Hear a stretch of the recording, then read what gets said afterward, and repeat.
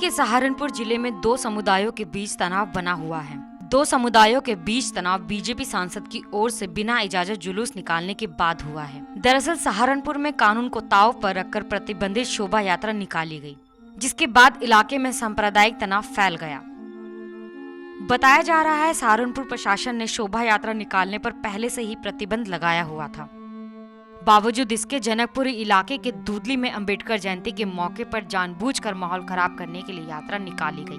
पिछले कई सालों से दूधली से जुलूस नहीं निकलता था, लेकिन इस बार बीजेपी सरकार आने के बाद इलाके के बीजेपी सांसद ने जुलूस की इजाजत मांगी थी, लेकिन प्रशासन ने इसकी इजाजत नहीं दी थी। बता दें कि शहर में हंगामा उस वक्त हुआ जब सहारनपुर के बीजेपी सांसद राघव लखनपाल और बीजेपी विधायक राजीव गुंबर की अगुवाई में जुलूस निकाला गया।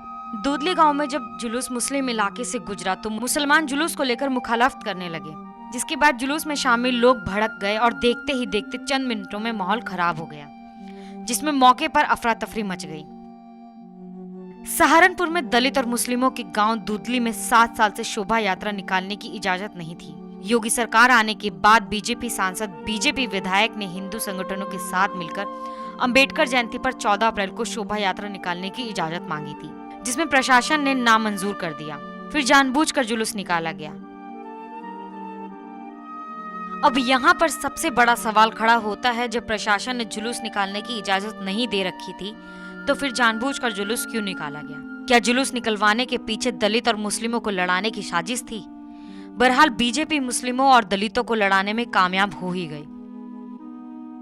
वहीं वरिष्ठ पत्रकार दिलीप मंडल अपने फेसबुक पन्ने पर लिखते हैं, सहारनपुर में बीजेपी की अंबेडकर शोभा यात्रा में जय श्री राम के नारे क्यों लगाए गए, वह भी प्रशासन द्वारा प्रतिबंधित मार्ग पर। वहीं दिलीप मंडल अपने एक और पोस्ट में लिखते हैं, भारत में पहली बार आरएसएस ने बाबा साहेब के नाम पर दंगा करा दिया। ये बहुत जहरीले लोग हैं। Bureau report, national Dastak.